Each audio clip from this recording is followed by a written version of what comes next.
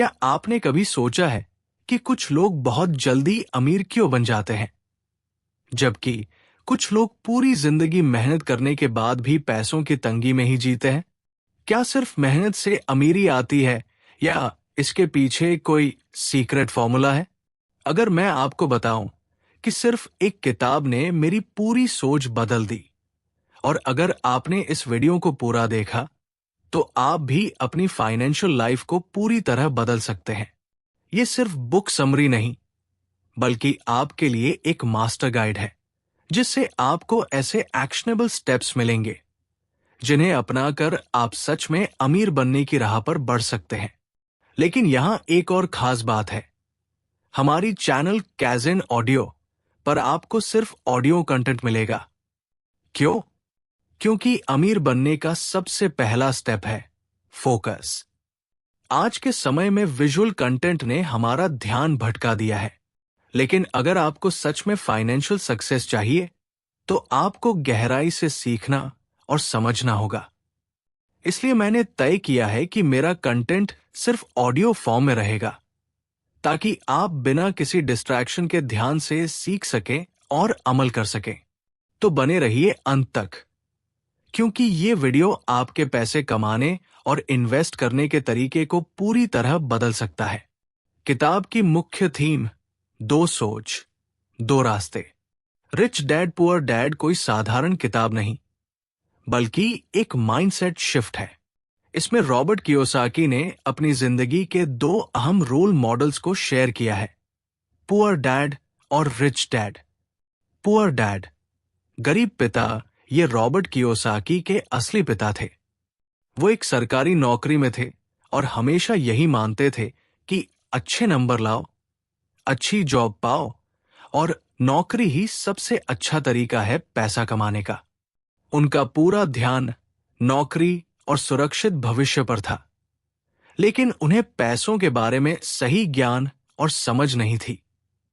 Rich dad, अमीर पिता, ये रॉबर्ट के एक दोस्त के पिता थे, जिनके पास पैसे और संपत्ति थी। पैसे के लिए मत काम करो, पैसे को अपने लिए काम करने दो। दोनों की सोच में बहुत फर्क था। पुअर डैड, गरीब पिता, कहते थे, अच्छे नंबर लाओ, अच्छी जॉब पाओ और सिक्योर फ्यूचर बनाओ। नौकरी ही सबसे बेस्ट तरीका है पैसा कमाने का। ज्यादा रिस्क मत लो, सेविंग्स करो और खर्चे कम रखो। रिच डैड, अमीर पिता, कहते थे, पैसे के लिए मत काम करो, पैसे को अपने लिए काम करवाओ। एसेट्स बनाओ जो आपको हर महीने इनकम दे। नौकरी के भरोसे मत रहो, खुद को फाइनेंशियली एजुकेट करो। यही माइंडसेट का फर्क अमीर और गरीब लोगों को अलग करता है। अब सवाल उठता है, पैसे को अपने लिए काम पर लगाने का असली मतलब क्या है? रूल 1, माइंडसेट का फर्क। कई लोग सोचते हैं कि अगर उनके पास अच्छी नौकरी है तो वे फाइनेंशियली सिक्योर है, लेकिन कियोसाकी के अनुसार जॉब सिक्योरिटी एक मिथ है। गरीब सोचते हैं, ज्यादा घंटे काम करो, ज्यादा सैलरी लो, सेविंग्स बढ़ाओ, खर्चे कम करो, लाइफ में रिस्क मत लो, नौकरी छोड़ना बेवकूफी होगी। जबकि अमीरों की सोच, अपनी इनकम के लिए एसेट्स बनाओ, साइड हसल और इन्वेस्टमेंट से पैसा कमाओ, खुद को फाइनेंशियली एजुकेट करो ताकि पैसा आपके लिए काम करे। अगर कोई इंसान 50,000 रुपए महीने कमाता है, लेकिन उसकी पूरी सैलरी खर्च हो जाती है, तो वो फाइनेंशियली स्टेबल नहीं है। लेकिन अगर किसी ने ऐसी प्रॉपर्टी या बिजनेस में इन्वेस्ट किया है जो उसे हर महीने 50,000 रुपए की इनकम देता है, तो वो अमीर बनने की राह पर है। अब आपको तय करना है, आप सैलरी के गुलाम बनना चाहते हैं या फाइनेंशियल फ्रीडम पाना चाहते हैं। रूल 2, एसेट्स खरीदो, लायबिलिटी से बचो। अब सबसे जरूरी चीज, जिसे 99% लोग गलत समझते हैं, एसेट्स और लायबिलिटीज का फर्क। एसेट्स वो चीजें जो आपके लिए इनकम लाती है, आपको अमीर बनाती है, जैसे real estate, stocks, business, digital products और लाइबिलिटीज, वो चीजें जो आपकी जेब से पैसा निकालती है, आपको गरीब बनाती है। जैसे महंगी कार, बड़ा घर, अगर उससे इनकम नहीं हो रही, क्रेडिट कार्ड की ईएमआई। अब आप बताइए, घर खरीदना एसेट है या लाइबिलिटी? अगर आपने खुद रहने के लिए घर खरीदा और लोन चुका रहे हैं, तो ये लाइबिलिटी है। लेकिन अगर आपने घर खरीदा और उसे किराए पर दे दिया, जिससे आपको हर महीने इनकम आ रही है, तो ये एसेट है। कार खरीदना एसेट है या लाइबिलिटी? अगर आपने सिर्फ खुद के इस्तेमाल के लिए कार खरीदी, तो ये लाइबिलिटी है, क्योंकि पेट्रोल, ईएमआई और मेंटेनेंस पर खर्चा होता रहेगा। लेकिन अगर आपने उसी कार को ओला या उबर पर लगा दिया और उससे हर महीने इनकम हो रही है, तो ये एसेट बन सकता है। यही फर्क अमीर और गरीब लोगों की सोच में होता है। तो आपको क्या सीख मिली? सिर्फ दिखावे के लिए चीजें खरीदने से आप अमीर नहीं बन सकते। आपको अपनी इनकम से ऐसे एसेट्स खरीदने चाहिए जो आपको और ज्यादा पैसा दें। रॉबर्ट कियोसाकी खुद बताते हैं कि जब उन्होंने पहली बार शेयर बाजार में इन्वेस्ट किया, तो उन्हें काफी नुकसान हुआ। लेकिन उन्होंने हार नहीं मानी, बल्कि सीखने पर फोकस किया। उन्होंने रियल एस्टेट में निवेश किया और धीरे धीरे उनकी इनकम बढ़ने लगी। आज वो कई सफल बिजनेस और इन्वेस्टमेंट्स के मालिक हैं। सीख, अगर आप पैसे के बारे में ज्यादा सीखेंगे, तो आप सही फैसले लेना शुरू कर देंगे। अब आगे क्या?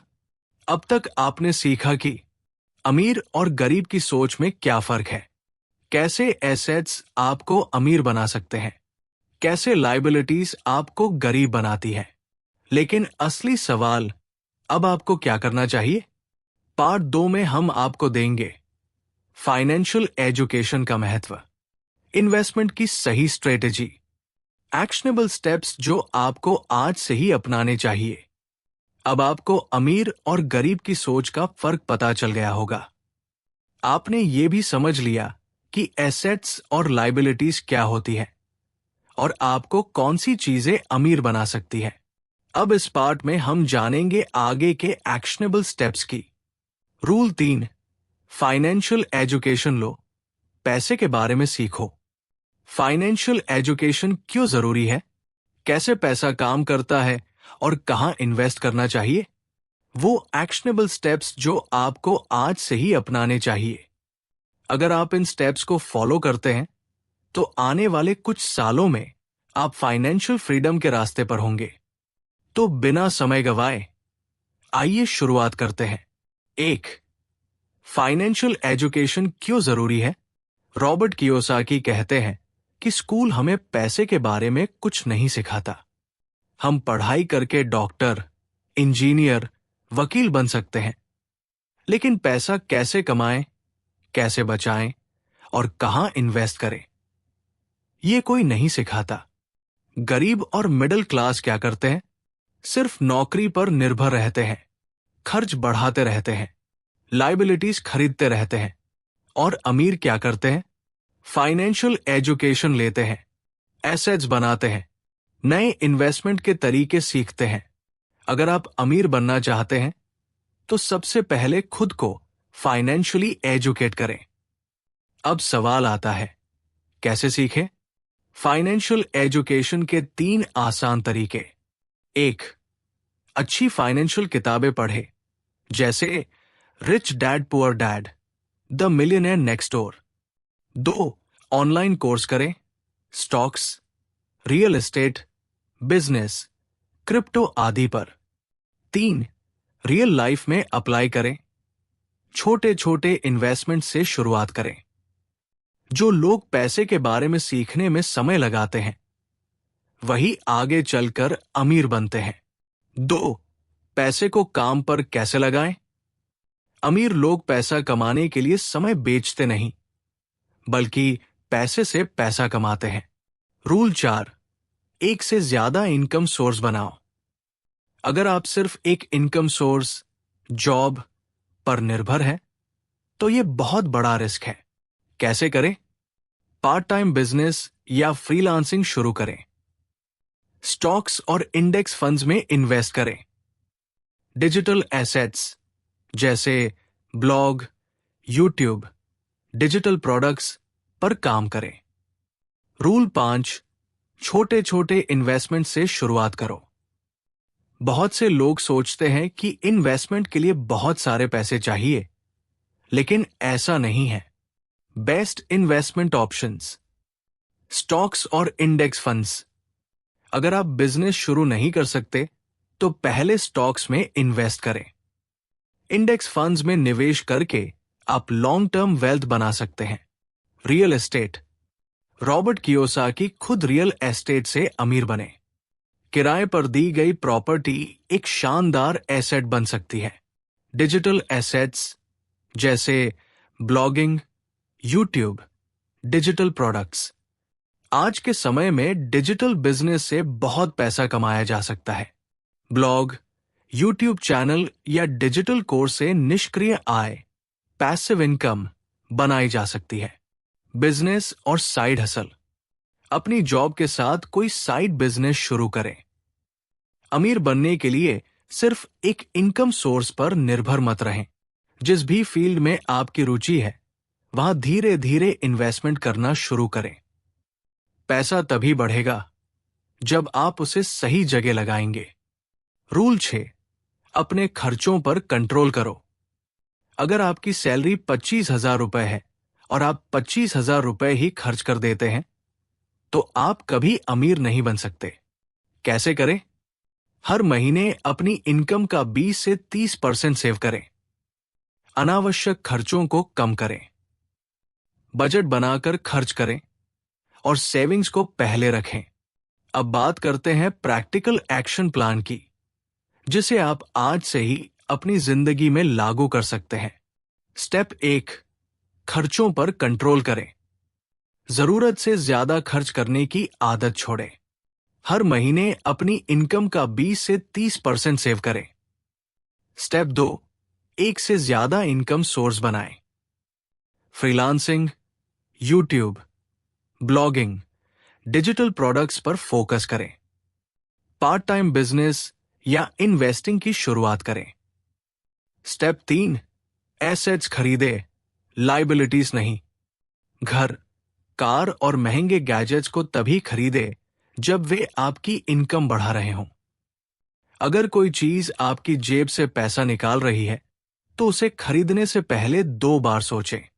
स्टेप 4, पैसे के बारे में पढ़ना शुरू करें।